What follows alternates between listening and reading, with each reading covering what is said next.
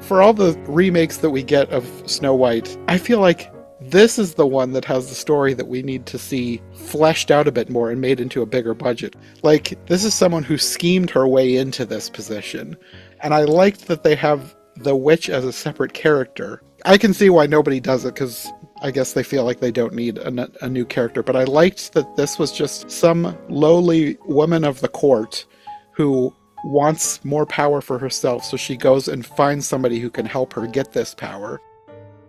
Hey everyone, it's Jonathan, and today we're diving even further back into Disney history. In fact, we're going back to before Disney as a company even existed, and we're talking about the film that quite literally inspired Walt Disney to make Snow White, a 1916 silent version of the story that, up until the 90s, was thought to be lost. At some point after this movie was released, there was a vault fire that was thought to have destroyed the only remaining copies, and for decades this film was thought lost until 1992, a single, mostly complete copy was found in the Netherlands. There were some missing scenes, but the vast majority of the film was intact, and it was restored and released on DVD in 2000. And all that is interesting enough for any film, but the fact that it also inadvertently changed the course of film history makes it even more significant. In 1916, a 15-year-old Walt Disney watched this movie, and it stayed with him for over 20 years until he decided to make his own version of the story, which not only launched Walt Disney Studios as a company, but completely changed the way people saw animation as an art form. And beyond that, this is still a great movie on its own, and I'm so glad we watched it for the podcast. I'm joined once more by Jenna and Callum. The three of us originally planned to do two podcasts, one on the original Snow White as well as one on the live-action remake, but the topic of this film kept coming up, so we decided it also needed to be part of the series. So this turned out to be better than I was expecting. Like, I wasn't expecting it to be bad or anything, but I was into this one. You know, I've watched a lot of Snow White related content this year for various different reasons. What really pleasantly surprised me about this was the differences. Mm-hmm. That there were Mm. things that were quite unique to this version of it. So yeah, I enjoyed this. I'm glad that I watched it. I'm really glad you two enjoyed it. I saw this ages ago. I don't even know why. I guess I must have watched it because just hearing that it inspired Walt Disney. Mhm.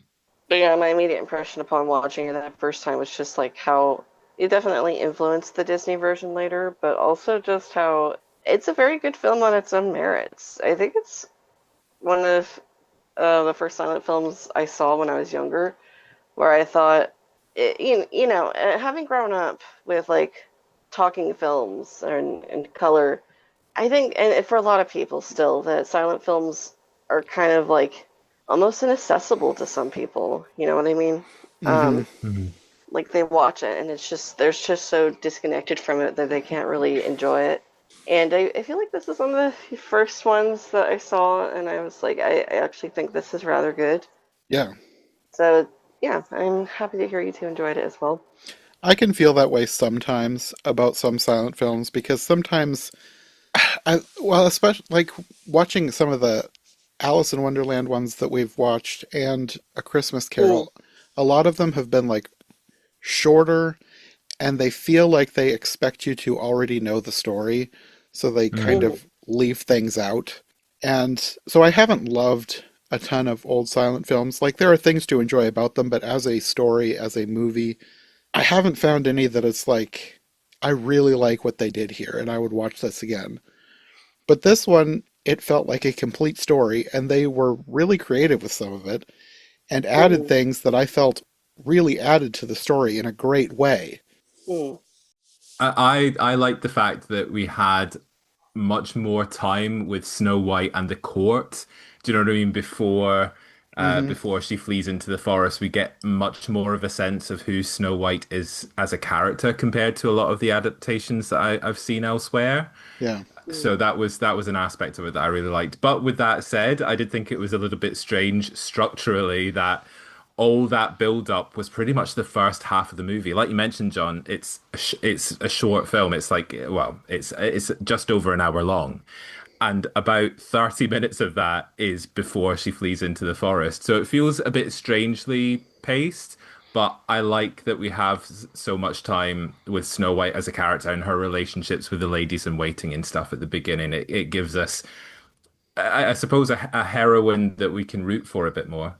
Hmm. Mhm. I do think we should keep in mind that the only copy that I believe exists still, part of the later end of the film is a little bit missing, Mhm. particularly around the part where she's offered the items to eat or the comb. I don't know if you guys felt like it was a little abrupt around there. I did, and I had read Yeah. Yeah. that there was part of it still missing. Like it's mostly complete, but when I got to that part, I was like, I bet something in here is what was missing. Yeah, there's definitely some missing portions around that part, which is just going to happen, unfortunately. Um, Hmm. I would love to be able to see like the film as it was intended, though I do think it would start probably still be a little front heavy Yeah. with the pacing. Yeah. I read somewhere that another missing scene was one of baby Snow White being delivered by a stork, and there was a lot of praise for the What? visual effect of the stork. Yeah, Wow, so I it would missed be that. interesting. Yeah, it would be interesting to see these scenes that haven't survived. But obviously, there's no way of doing that. But fun to speculate Yeah, about, I suppose. I did think. Sorry, comment kind of on that. So this film is probably, I bet, the first to show the origin of Snow White. You know, the ebony hair, skin as white as snow, red lips, as red as blood. So you have the queen doing that bit. But then also, I did find it a little bit funny that almost immediately afterwards, you hear the maids of honor and they talk about the origin of Snow White as well. And I'm like, oh, that's the point. We just saw that. Like, I did make that note too, and then I was thinking, like, I like we don't need it, of course, because we did get that yeah. already. But they are telling it from their perspective because they don't know what happened behind the scenes with the stepmother and the witch, so they're not talking about that. They're Yeah. telling the new girl that the queen became jealous of Snow White. They're acting like it was recent, and that's Hmm. why Mm. she's Yeah. now a servant. But we learned at the very beginning that for whatever reason, one of the queen's ladies in waiting was jealous of the newborn baby. I was like, why? What this lady has issues. Yeah. Yeah. That was one of the changes that I thought made sense. Like, this wasn't just some random person that the king remarried after his wife died. This is someone who schemed her way into this position. This is somebody who had their eyes, well, first on the baby, like jealous of this baby, and then they go to a witch, which is another addition that I haven't ever seen before.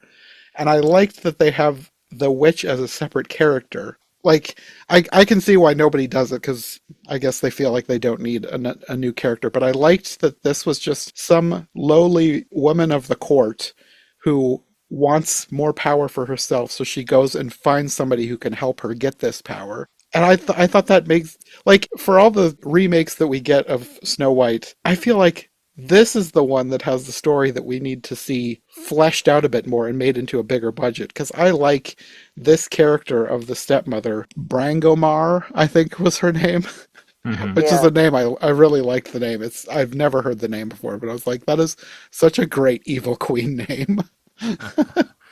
Brangamar, an evil lady of the court. Yeah.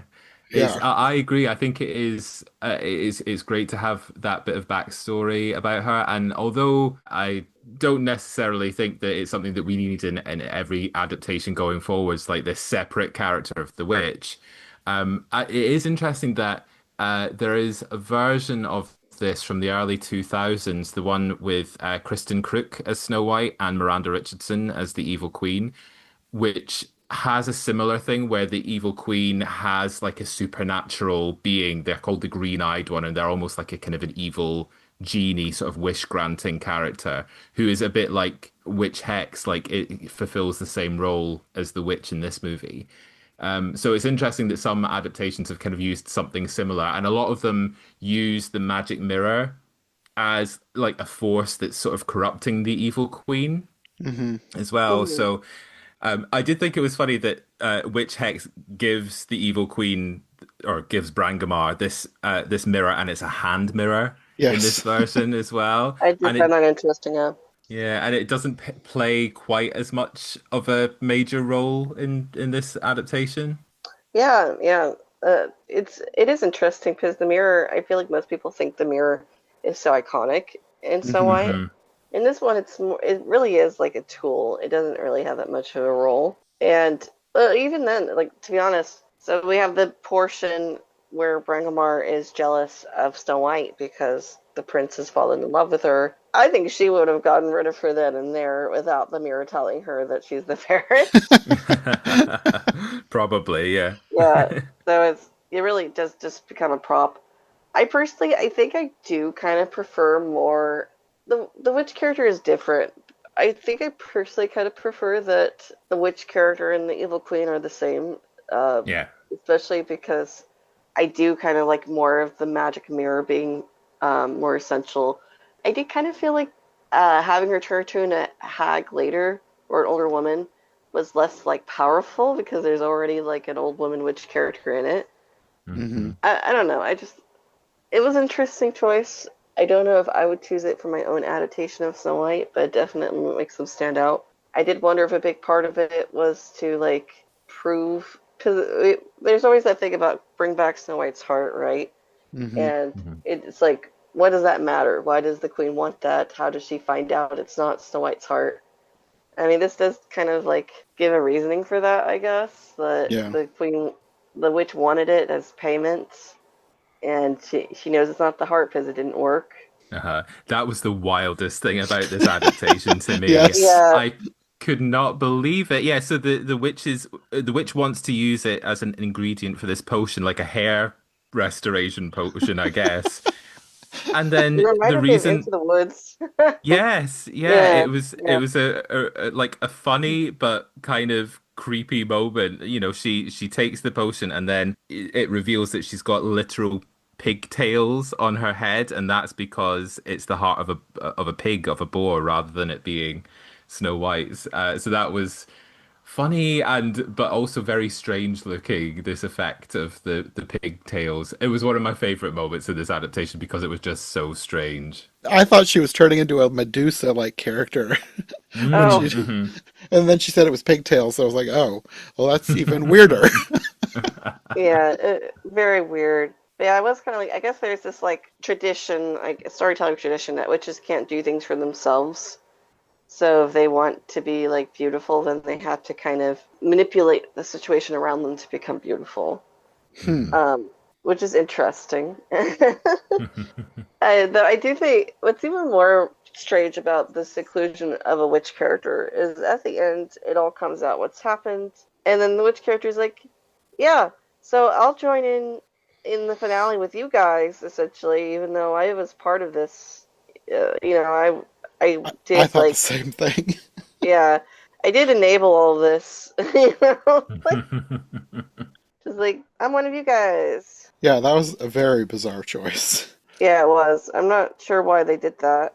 As much as I liked the Queen and the Witch as two separate characters at the beginning, towards the end, it did feel unnecessary. So I feel like the further we got into the movie, the more I would change things, like if I were to remake this movie. Like, I Yeah. really like the first half. Uh, But like you said, the second half is really quickly, like they're speeding through things.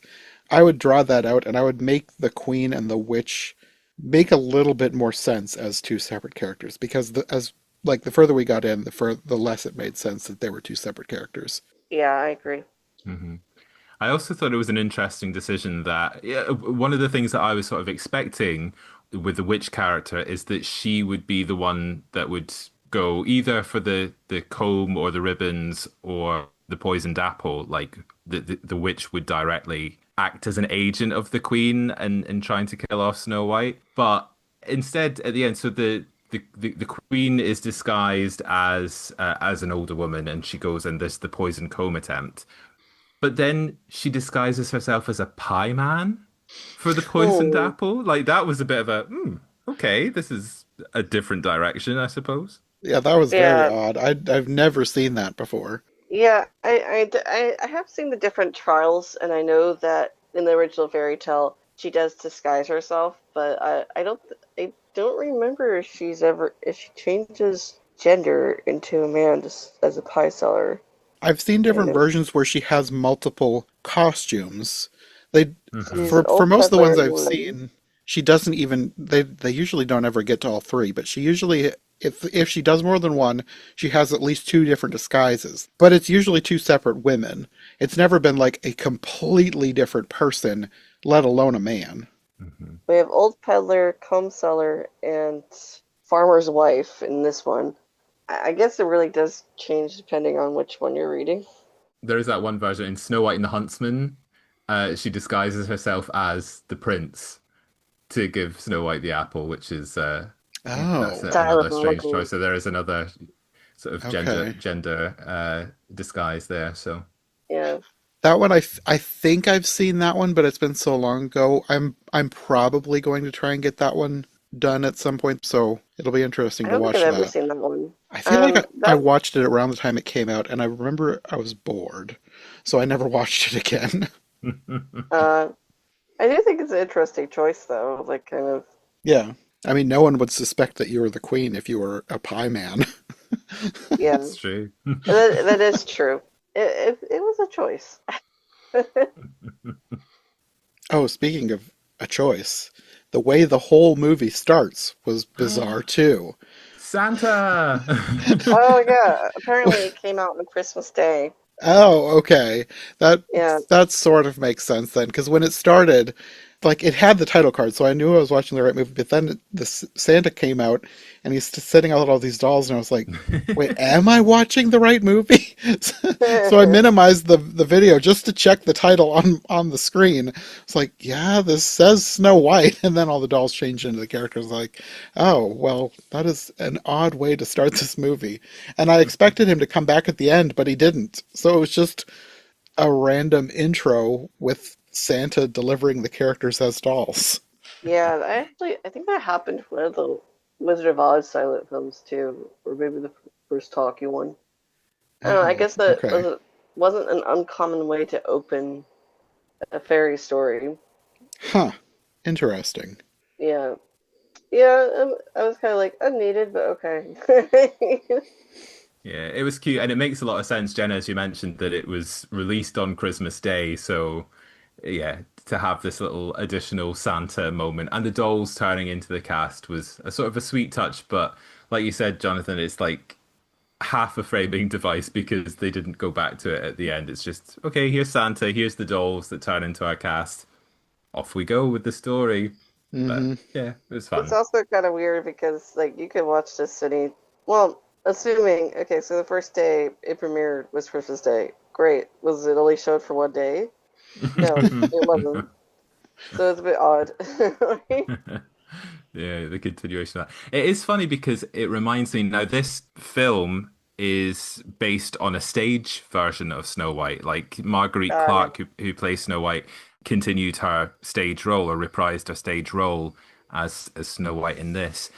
And it really reminds me of the British tradition of pantomime, which is a Mm. play that's traditionally presented over the Christmas season and it's based on a fairy tale. And a lot of the more comedic and light-hearted elements of this movie also reminded me of the pantomime tradition. So it's like taking one of the Grimm fairy tales and sort of, adding more contemporary jokes and things. So this movie, in a lot of ways, felt like a pantomime to me. Yeah, weirdly, I would say actually like because this is an American movie, so I don't Hmm. know like how inspired by pantomimes they were. But I feel like a lot of early American media did kind of share a lot of similarities to pantomimes in terms of like Christmas things, and it's only later Mm. that we really stepped away from that. I don't know why. Maybe, I Yeah. wonder if this is a research somebody has done. Because now it's kind of weird. Like if I went to my family gatherings, like okay, now it's time to watch Snow White, and they'd be like, wouldn't we do a Christmas story instead? Mm. Like I don't Hmm. know, now it'd be kind of weird to do that, but it should it be? I don't know. I'm not sure why, but it does feel very pantomime. I agree. I guess that makes sense. I'm not too familiar with pantomime.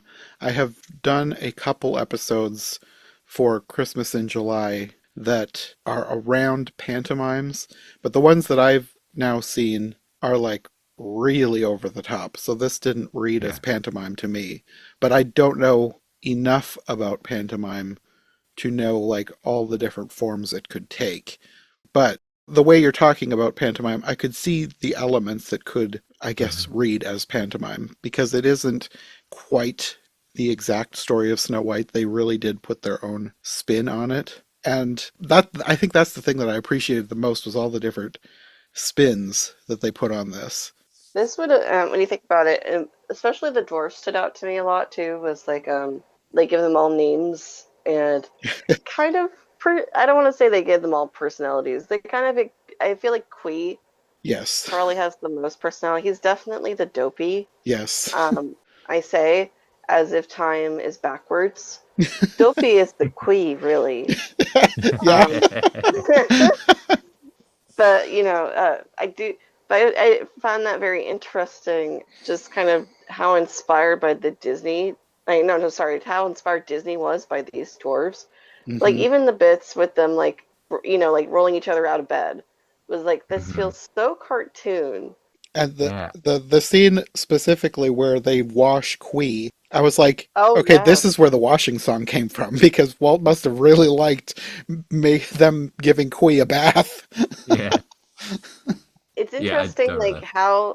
how like this must have impressed upon him because this film had been I don't think it was available anymore at the time that they actually made the animated film.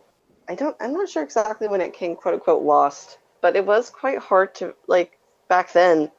You would see a film and unless the distributors were constantly pushing it, it might disappear. Hmm. And I don't know what the distribution was like for Snow White. I will say a lot of silent films for children were re-released for a while, but this one does kind of strike me as a bit odd because it was missing until this one print was found, which makes you think maybe it wasn't constantly re-released. So I feel like that probably really made a really big impression on Walt to remember that specifically that there was a washing scene Yeah. because it feels very very copied. To be honest, I kind of like the dwarf shenanigans a little bit better in this one. I feel like in the animated version, it could go a little bit too over the top. Mhm. This one feels a bit more subdued and still a bit wacky, but not over the top, which is more my style. Um, I think I yeah, agree because there were parts with the dwarves that actually made me laugh and not in a like, oh, that's kind of cute type of way like with the Disney dwarves. But I thought it was like more clever and funny. Like I think the thing that made me laugh the most was after they've all gone to bed, Quee pops out of the barrel where he was left after Yeah. they washed him yeah, and they were like they say that she's gonna stay, but you have to sleep in the barrel. And then he pops back down in. For whatever reason, that made me laugh the most out of this movie.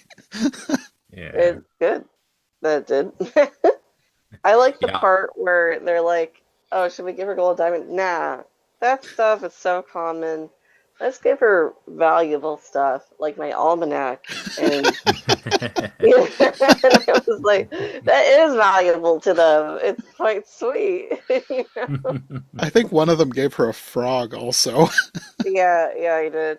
Oh, I love the establishing shot of the dwarves as well in the mine, and it might have been the case in the version that you watched as well. Like the tint of the Oh film my gosh, the changed. It print. went Yes. from the sort of amber to green Yeah. with them in the mine, which but even the cinematography of that shot of the dwarves in the mine was so. It was beautiful and must have directly inspired Walt as well as some of the storytelling choices, like we talked about Yeah, with the washing in the barrel and stuff.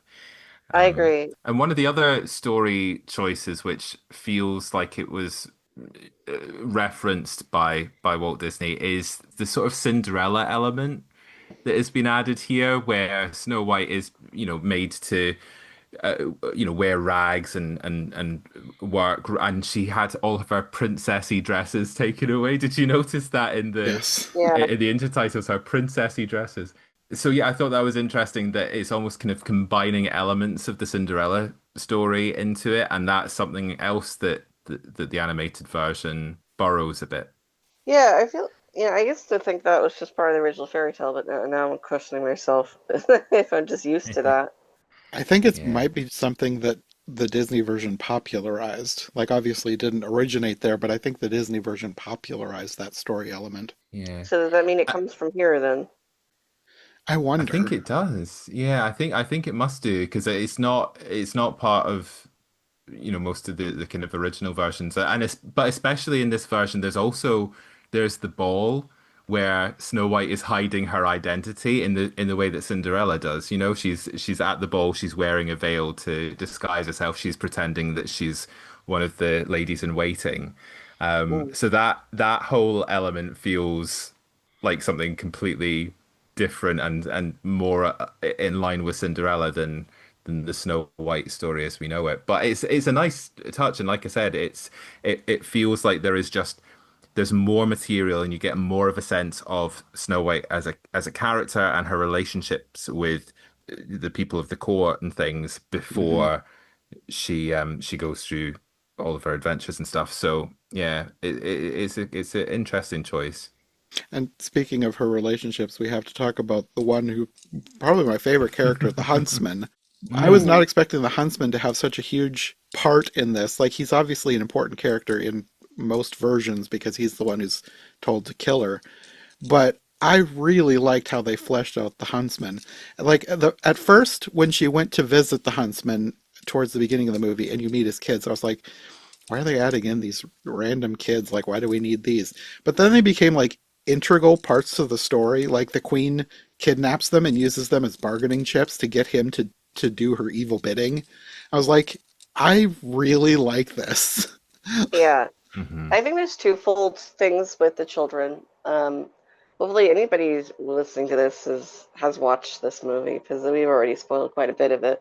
Um, but like the way Snow White is with them when we're introduced with the prince, I will say definitely another side note here. Definitely Disney got the whole Princess Snow White meeting beforehand from this, and Mm, I feel like the children were also integral in this scene because so that they essentially give a plot device for Snow White and the prince to meet, being Snow White releases the bird that they captured to kind of prove, be like animals should be free, and then the prince is about to hunt the bird, which is immediately going to kind of ruin what she just did. Um, so to stop that from happening, because she doesn't want to lose face with the children, she asks him not do it.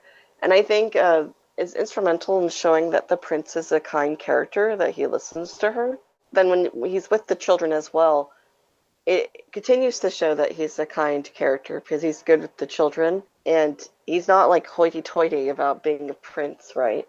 So I don't know. I feel like they were also twofold in kind of the prince and Snow White meeting. Can I also just side note here that I feel like the Snow White and Prince have way better chemistry than the Disney ones. they But do. anyway, Hmm. yeah, they're so into each other. And even though I love how romantic the one at the beginning of Snow White, Disney Snow White is, like I love the song, I feel like they just don't really have enough chemistry for Snow White's being so like coy and hiding. Hmm. Just like, does she like him? It's not really until later that you really like, okay, she really does.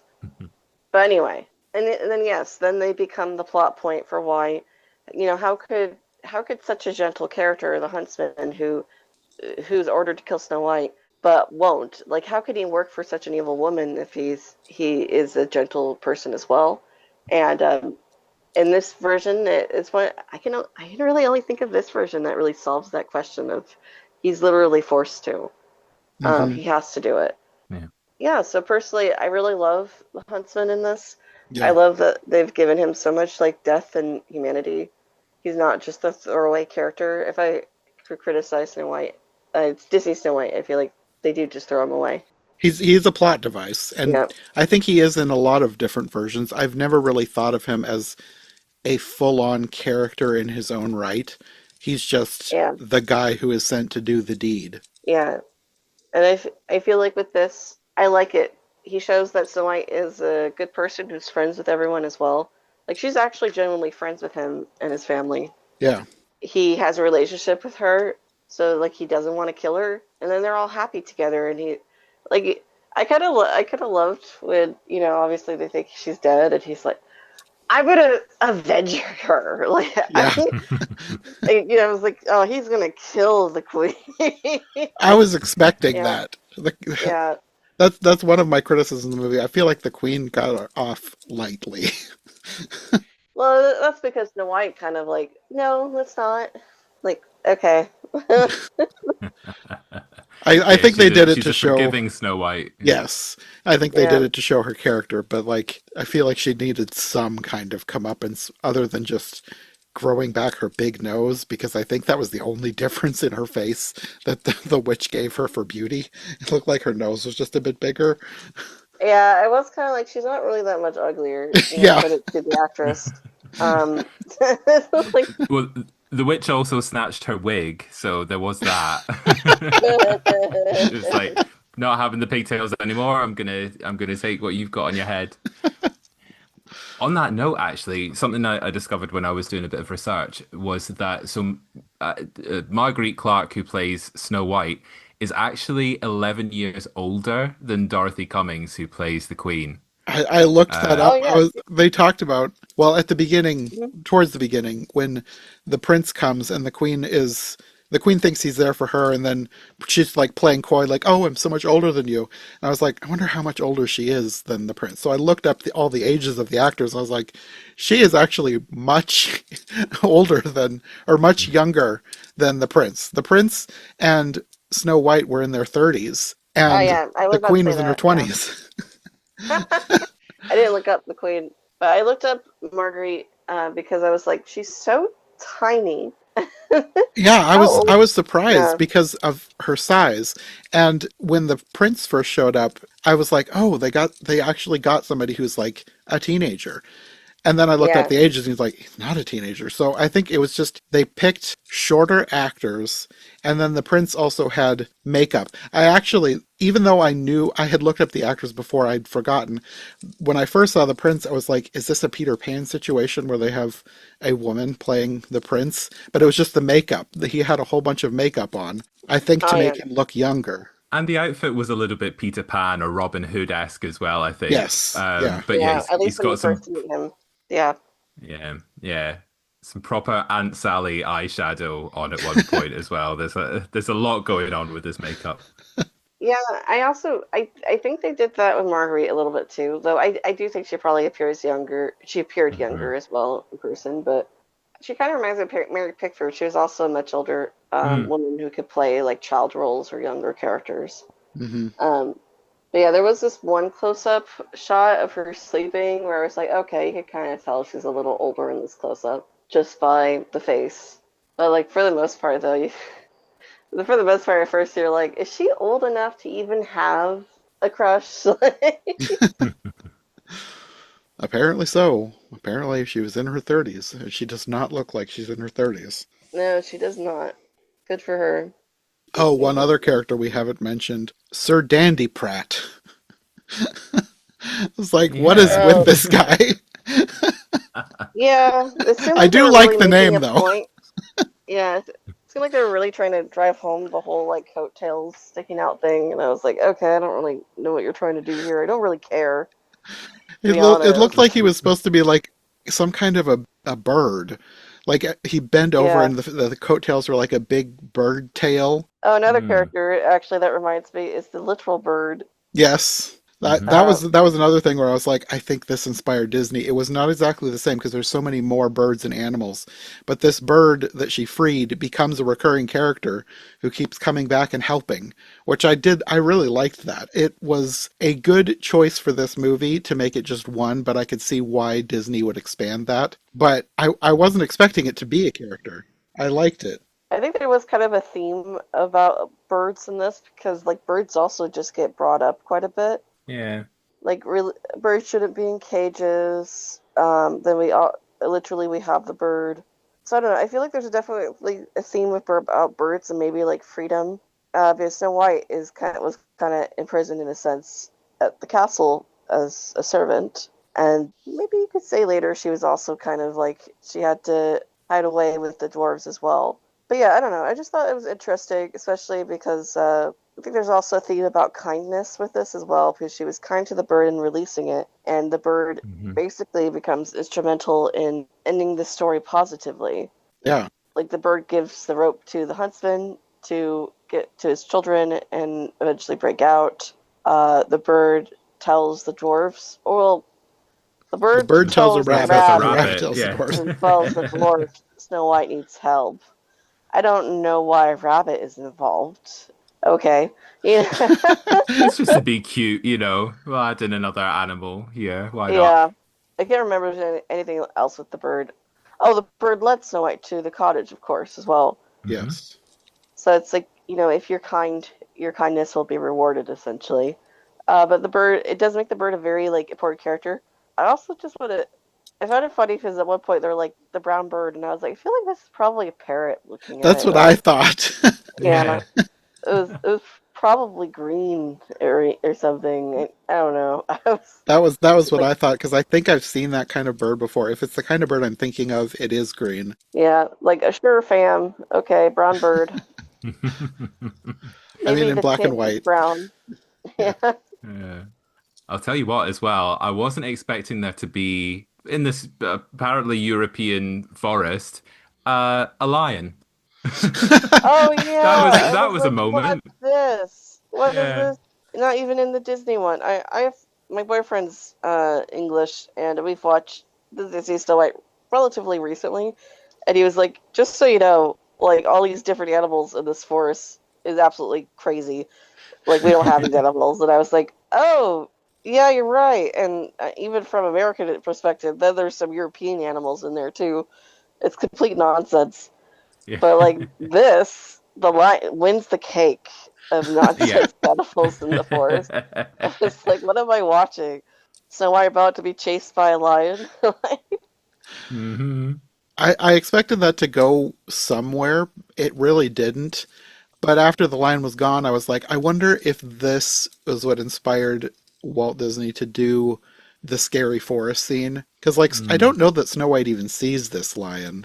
It's just watching her from afar, kind of. But yeah, she has the whole, like, yeah, she's like crouching in fear, and then the bird leads her away. So it reminded me of the scene with the scary forest, and then being cheered up by the animals who lead her to the dwarves' home. I agree. I Hmm. definitely think this inspired the Disney version, and I think the Disney version is better in this scene of like actually kind of making the forest itself scary and not putting in a really nonsense animal. Yeah. Um, and then also like with the sequence with the smile and a song, but you definitely see like the germ of the idea right here in this film. Yeah.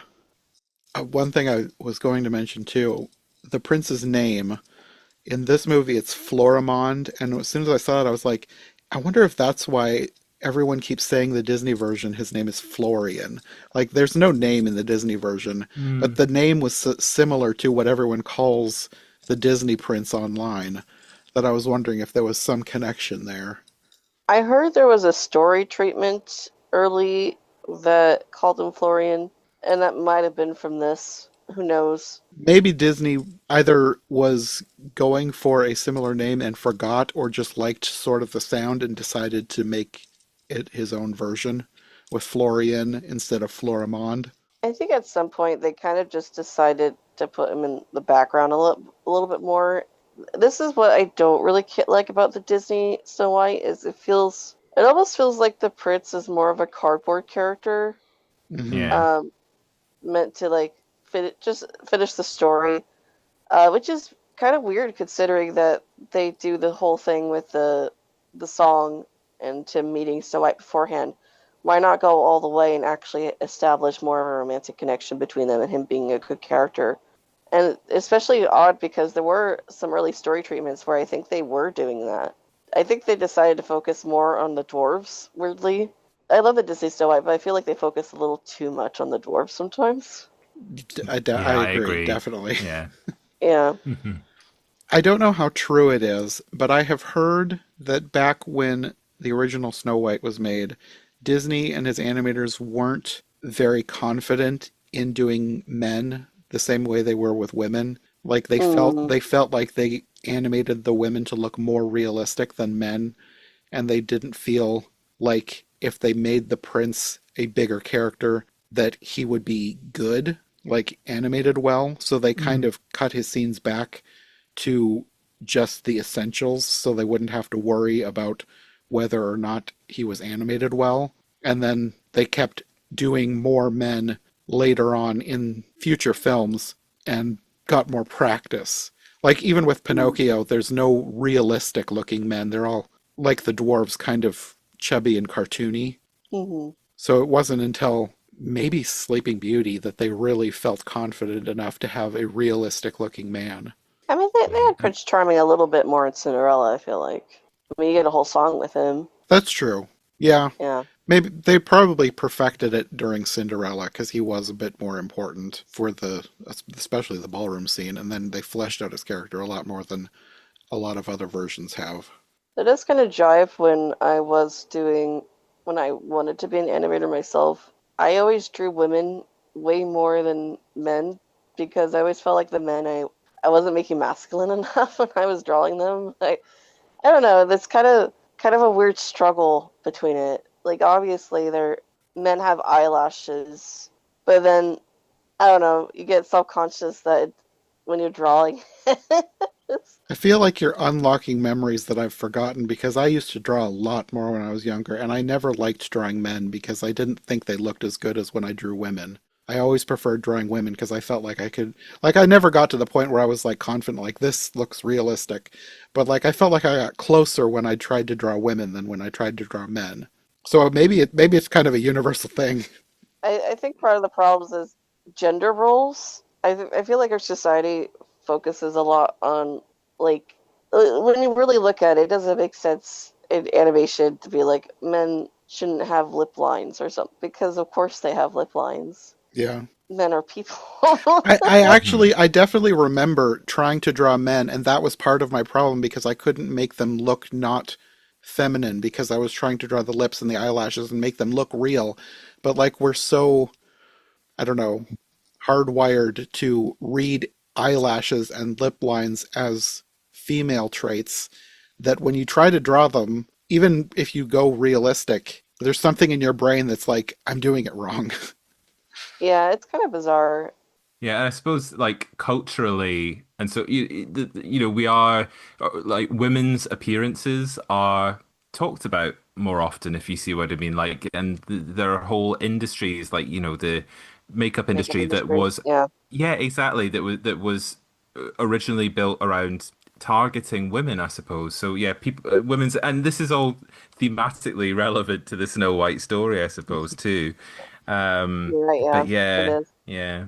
But I was the same when you mentioned like that you found women easier to draw, but thinking about it, maybe we all found women easier to draw, maybe because our attention is or has been drawn to the appearance of women, like how a woman presents herself, just because that's the way it has been in society. Do you know what I mean? Like there's a Hmm. lot more Mhm. attention paid to to clothes and like visual appearance generally when it comes to women in many ways. But yeah, it's an interesting, I suppose, social and historical thing, isn't it? But yeah, Yeah. I maybe a wonder if tangent. anybody's done like a paper about like men in animation, like men Mm, depicted in animation or something, because I feel like there's probably an interesting research topic with that in gender studies.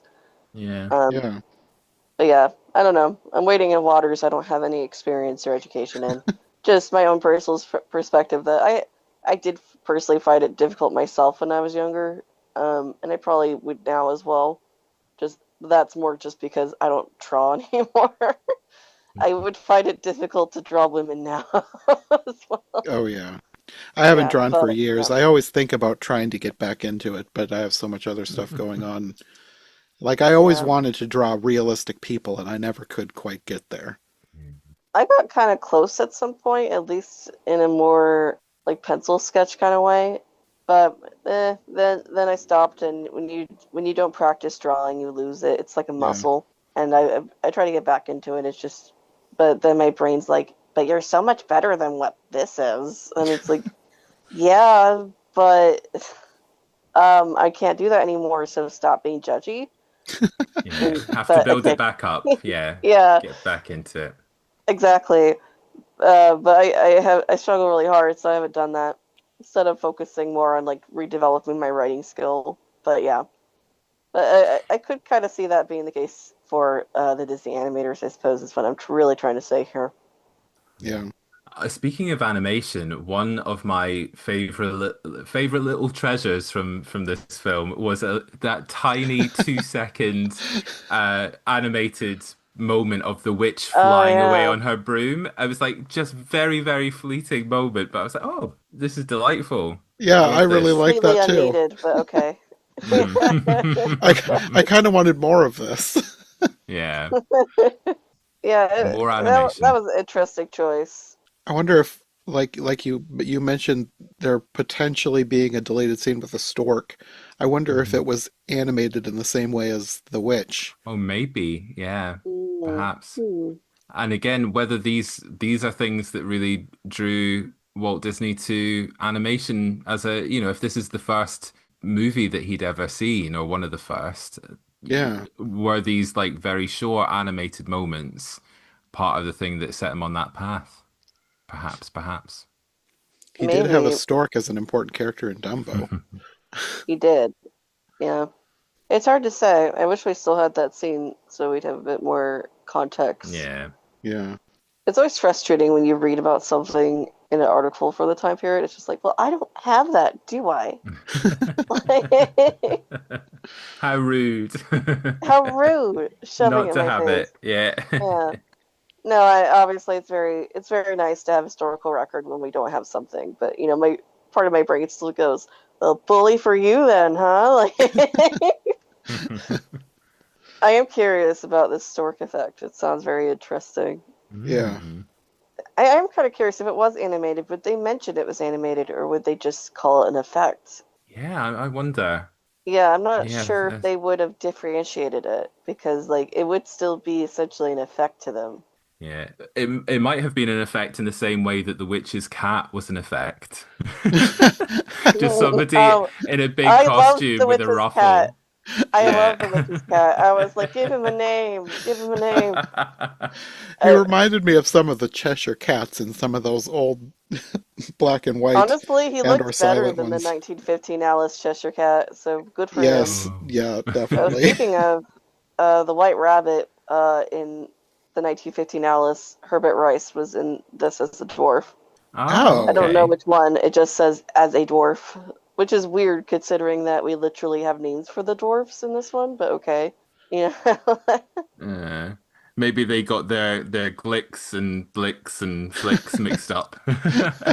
you find this a lot in silent films though, sometimes that they just like even the so like this one does have credits, but like they only credit a few people, screw the yeah, Mm. little people involved, and it's only later where it's like research kind of shows up that oh yeah, this person was also in this because they said so, and there's like some documentation, but we Hmm. might lose exactly who they were in this context, so like Herbert Rice played a dwarf, but we don't know which dwarf they played. Maybe somebody who knows Herbert's face a bit more would be able to identify him, but I Yeah. don't.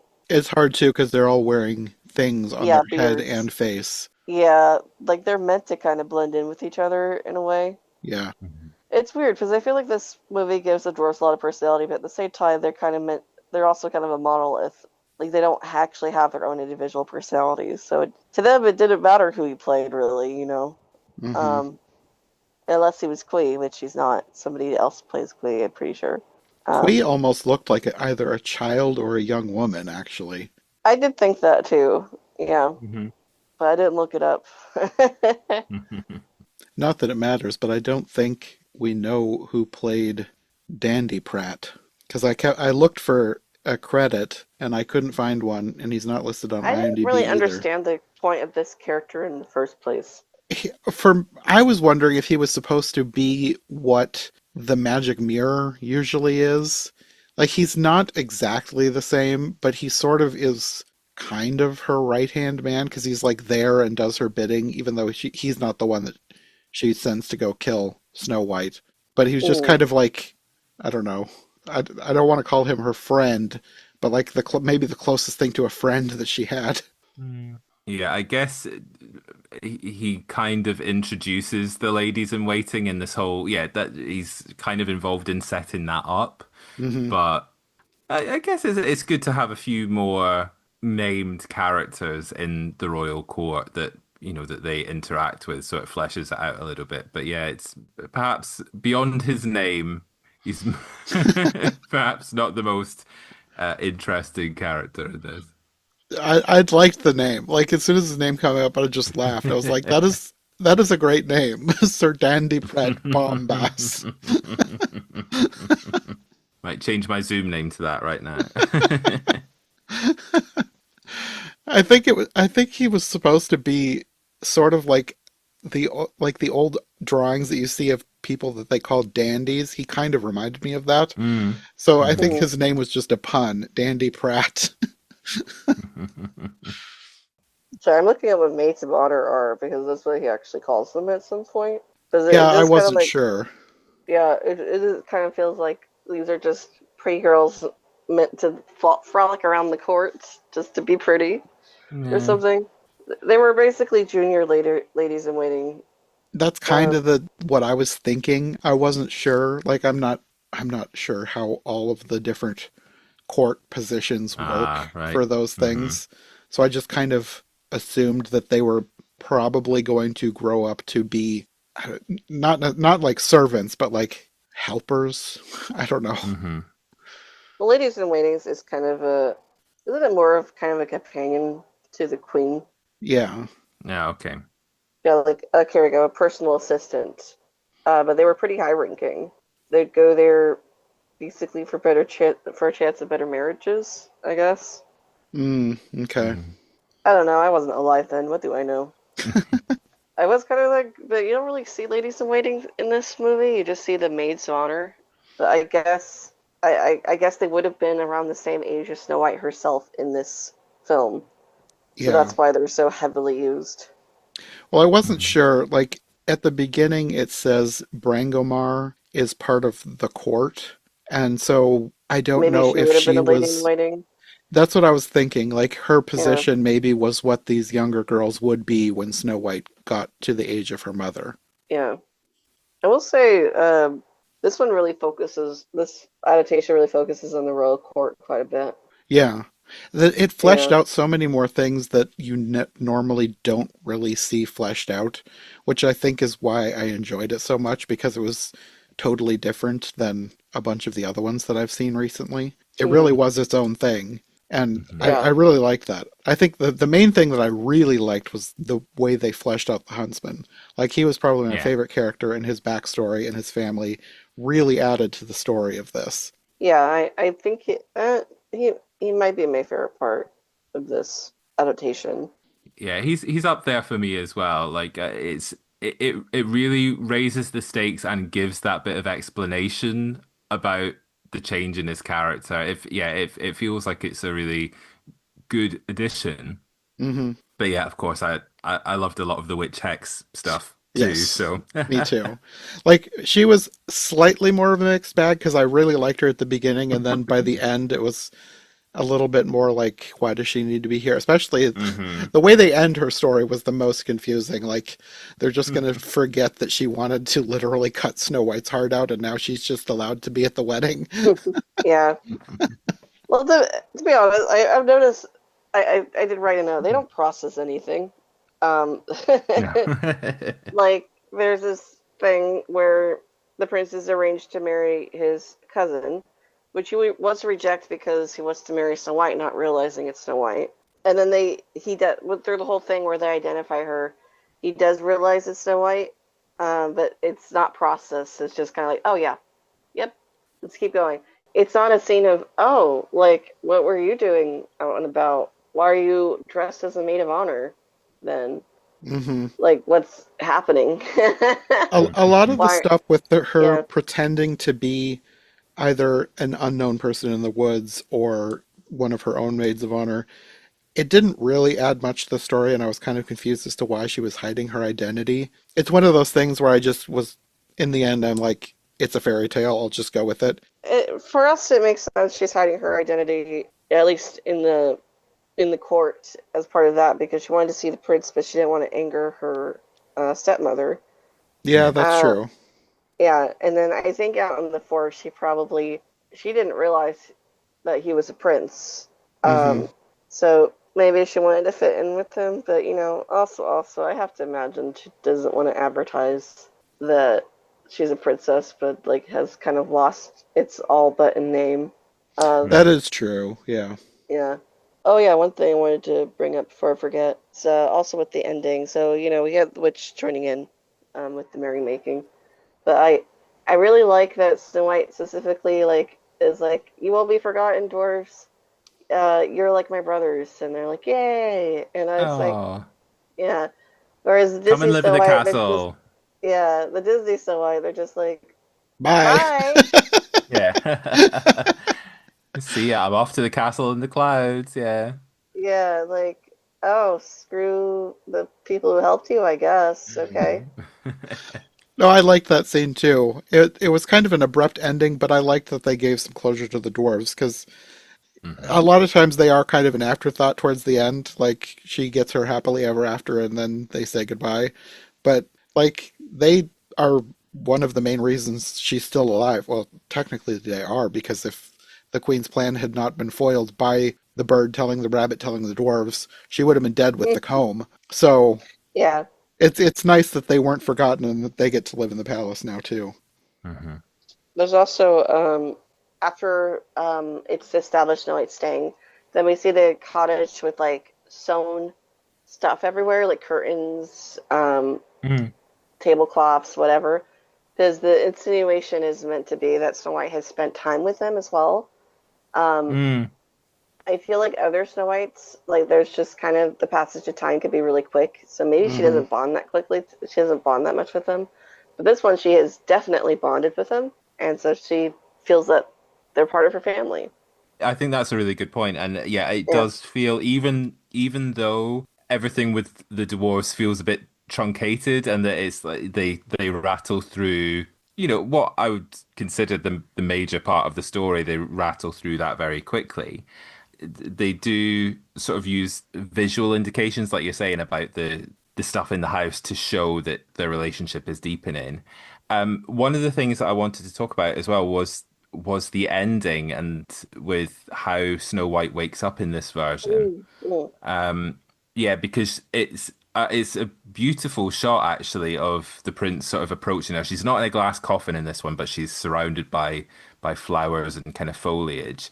And then the prince is sort of taken aback, and it's not until they actually arrive in the palace that she wakes up. Like she's still out, and then she coughs up the apple in the way that the Grimm's brothers fairy tale goes, rather than it being True Love's Kiss, which was a Disney edition. But yeah, I thought that was kind of interesting to see that they sort of dragged it out a little bit, that they prolonged that to the moment of maximum impact when she wakes up in the palace and she can tell, tell the queen where to go. Yeah. yeah. I actually found it kind of interesting. I At some point I was looking up this Snow White, and there was like somebody made a Reddit like visual comparison between this and the Disney Snow White. It actually Mm, has the moment where the prince came upon her in the forest, hmm. dead, and I was like, it does really resemble what Disney ended up doing with theirs. But if you were just to look at this graphic, you would think that is when he kissed her, and somebody in the comments Mm, referred it to as that.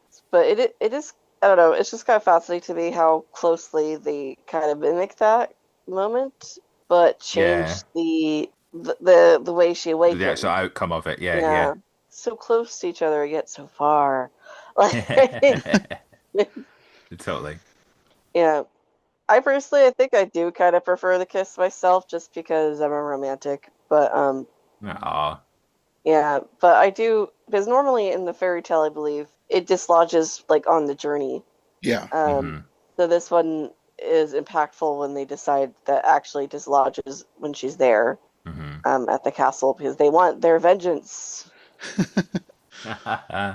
And I really liked that the huntsman was completely involved in all of this. Because, like, at first, when the huntsman leaves her in the forest, I was like, I was kind of like, why is he just going to abandon her? Like, I know he doesn't have much of a choice, but I was Mm, really glad that he went and he's the one who went and got the prince. And then they have the whole, I guess, search party going out into the forest to find mm. her. And like Yeah. the huntsman is involved every step of the way, and I really like that. I like that he's the one's like, I will avenge her. Yes. Yeah. Yeah. Hmm. Lots of good stuff for the huntsman. Yeah. Bring back the huntsman. He deserves more good stuff. Yeah, if nothing else, the backstory that they gave this huntsman, I feel like this could easily be a template for a future adaptation because you know there's going to be more. There always is more versions of fairy tales. I feel like this is a really good backstory to give the huntsman. Even if you take nothing else from this version, I really like the huntsman and his family and her using them as bargaining chips. Honestly, I want more fairy tale movies where like the point of view changes. And that would be a good Mm. one. Kind of Snow White by through the huntsman. Yeah, Hmm. And yeah, this would be a really good template, like why he does it, what happens to him, essentially. This would be a good template for that. Another one I would like to see is like through the dwarves' point of view. I think that would be amazing. Um, it would actually. yeah. Well, when the whole debacle with Disney was going down about Little People, I was like, you know what would be neat? Like a Little People-led movie about like the dwarves and It how would. they take to having this adult female, well, actually not adult, very young adult, almost kind of child, maybe a child to them, I mean, enter if their you're home going and eat back their to the food. original fairy tale, I think she was like 7 or 8. She was Hmm. 7 in the original fairy tale. Yeah, And their take on it and what's happening. I think that would be really interesting. it would. Now I Yeah, want this. Yeah. Disney messed up. Yeah, and whether they knew about things like like the Queen and what she was like, or if she had powers or anything like that could be interesting. What do the dwarves know and what do they not know? And that might give us a bit of a different sense of suspense and tension in the story. Yeah, It I might would definitely. also also like get to know why they mine for gems. Like, mm, what's up with that? Yeah, I feel especially like, if they think they're yeah, worthless. yeah. Like, what are they doing then? That is interesting. This one in particular, like, oh, that's worthless. That's so common. And it's like, okay, well, why are you wasting your time mining for, like, tell us. yeah. I'd love to Just like know. to dig, dig, dig, dig, dig, dig, dig. Yeah, pretty much. It's just a hobby. I Yeah. think in the Disney version, isn't there a line, we don't know what we dig them for? We just dig, dig, Yeah, dig, a dig, basically. dig. Yeah, I think it's probably goes back to like the old trope of, because like these aren't human dwarves, these are like the fairy tale dwarves, and I think that is an old trope of dwarves dig mines and look for yeah, gems. So they're probably yeah, just going off of that. Mhm. yeah. So it's just interesting because this in Snow White in particular, they say that stuff is common. Yeah. Um, they kind of make a plot hole because then why are they doing it? Or at least like in the Disney Snow White, like they do find there is still kind of an element of why are they doing this? Because like they don't associate with society in any way. So this isn't like a money like this isn't we did these up to get rich. They do have a line about it ain't no trick to get rich quick, but then they don't do anything with it, like they're not rich. Um, True. and they lock it up, so like they find value in the gems, but what for? Just to look at, I assume.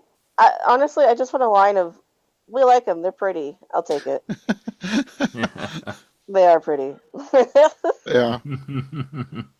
I mean, they have to like them for some reason because that was their first thought when Snow White showed up. They were going to give her gold and jewels, but then they decided it was too common. I think they decided that first because they probably thought it was pretty and she would like them, but then they thought they Yeah. could do better. We could do better by giving her an almanac, An almanac, a frog, a jackknife. a thimble. Hey, they were gifted with love. Yes. Yes, they were. But it was very charming. That's part of why I liked it so much. I Yeah. kind of wish the White Yeah. had a bigger reaction to getting them. Actually, she does accept them, but she just kind of like, all right, yeah, whatever. An Anyway, almanac. I've always Thanks. wanted one. an almanac. Now I know when's a good time to farm. That'll be very useful to garden. I don't know. I just feel like that would be cute. Yeah. Um, a Yeah. thimble. Oh, I could always use this while sewing. Sewing um, the little runner to put on the mantle. yeah, exactly. A Toad, a new friend. Like, and then you actually see the toad with her Oh. later. It's adorable. All right, so when are we making our Snow White based off this one? When's that happen? That would be fun. It's already happened. It's the 1937 one. It's not enough. They didn't Yeah, Not take the enough, elements from yeah. this that I wanted them to. yeah. I don't know. There's things I feel like they could have taken more from this one. Yeah. Um, Yeah. but at the same time, I don't necessarily want Disney to copy and paste. It's fine. No, no, definitely not. I'm glad he Yeah, did what he did. I'm I'm glad that he took this as more inspiration, and it's really interesting to see where the inspiration came from. It's just that there are elements in this that I really liked that it would be nice if somebody else would be inspired by this one as well. yeah. I also want to Yeah. say I always kind of wondered when I first got into like Disney history, like why Snow White and the Seven Dwarfs? Like, obviously now we know it's a masterpiece of cinema, but like at the time, why would you choose this story as your first like full-length film? And then with the context of watching this, I feel like, he saw this and he knew it could be a good story, good storytelling. Yeah. So like it makes a lot more sense after seeing this. At least that's what I Totally. think. Yeah. Oh, definitely. Yeah, very much a story that lends itself, and yeah, you can almost see the thought processes there of like how this could translate into Yeah. animation and how, yeah, bumping up the dwarf stuff and getting some more silly symphony style, kind of comedy out of them and things like that. You can kind of see the thinking behind how this could be adapted into an animated feature. So yeah, I'm so glad that I watched this because I think it was such an interesting way of adapting the story first and foremost, but then it's like the lineage, isn't it? It's like this was an adaptation of the play, and the play was an adaptation of the story, and the story was an adaptation of like the folklore, and then later that gave birth to this animated film and all of these films that have been influenced by the Disney version since as well. It's fascinating. Yeah, It it does is. definitely show that humans are inspired by things. Mm. Hmm. I feel like when I was younger, I wanted so badly to like create my own story, but then I would have ideas and then I'd be like, oh, what I'm really thinking of is already done. It's this. Hmm. It's not too much different from that. And oh, I can't do that. Like that's already this. And then Mm. recently I just went to Whitby, where, part of very famously used to Dracula. Oh Uh, yes, yeah, yeah. yeah, and looking at everything and like, oh, this is part of this, and normally as an Alice fan, I see these claims all the time of this inspired this in Alice Wonderland, and I'm like, sure it did, fam. Yep, go ahead. Like for instance, in Whitby, Alice has a really strong Alice connection, and that they believe the beach on Whitby influenced the Walrus and the Carpenter through the Oh, Looking okay. Glass. It's just a sandy beach. Like any beach could have inspired it. It didn't have to be this one. Um, but Lewis Carroll visited there. They want a connection. Have at it. But for Dracula, very obviously, yes, this Yeah. is where it's set, and that's in the book, and this is in the book, and a ship actually did beach. And I don't know. I just had this moment of I was way too critical of myself. Humans are inspired by humans. The difference is that we make it transformative, right? Yeah. Like that we make it our own. And I feel like when you were saying the lineage kind of just reminded me of that because like all the way from when Snow White would have first originally been told up to the newest movie. Yeah. It's been a journey of humans being inspired by somebody else's previous version. Yeah. And I definitely think this one is kind of like the granddaddy of all the ones we're used to, without even really knowing it. Hmm. I like to see that with Alice too. I feel like a lot of people don't realize the Disney Alice was based on 1933, which in turn had some inspiration from 1915. I don't know. It's almost kind of beautiful in a way, isn't it? Yeah. Yeah, it is. And I think that's part of the reason why I really like doing this podcast is because you see all the influences throughout the history. Not with everything. Sometimes, like, it's so different from everything else that it's really their own choices. But, like, when you can Yeah, clearly see the influences, I think that is so fascinating. And I really liked that. Like, that's not the only reason I really liked this version, but it really heightened my enjoyment because you can totally see the lineage of different choices that have been made throughout the years that kind of all go back to this version. I feel like this version too, because of its unique situation where it was thought to be lost in a vault fire and then found later in the 90s. So it's kind of almost like a hidden treasure for a while Yeah, until it was rediscovered, Yeah. right? But when you really, really think about that, that means that all the versions of Snow White that came out during that time period after this, but before it was rediscovered in the 90s, probably had no idea that they were inspired by this version, Hmm. because they were inspired by each other. And then, this is rediscovered. It's like, wow, what a treasure. Yeah. I love that kind of stuff. And it feels like almost like a time capsule as well. it does. Yeah. Yeah. So glad that I watched this. This was delightful. Yeah. I really enjoyed it. I'm really glad you two enjoyed it. Thank you for watching. Yeah. I think of all the ones that I've seen so far, this might be my favorite discovery. Because, like, I watch a Oh, bunch of things that I've never seen before for the podcast. And I think so far, this is my favorite new Snow White. New to me, of course. Mm. Because I had never seen it before doing it for the podcast. And there were so many things in this that was like, I really like this. And I could totally watch this again. So I we should think, do more silent films. yeah, I would like to. There's a bunch of silent Cinderella versions that look fascinating that Yeah. I would really like to get to. Nice one. Well, I think that will be all for today. We will be back at some point soon because we're going to be talking about the most recent Disney Snow White as well. Oh boy. I have Get ready thought, for that one. yeah. Yeah. I still haven't seen it yet. I'm waiting until right before we record to like watch it and write down my thoughts. Okay.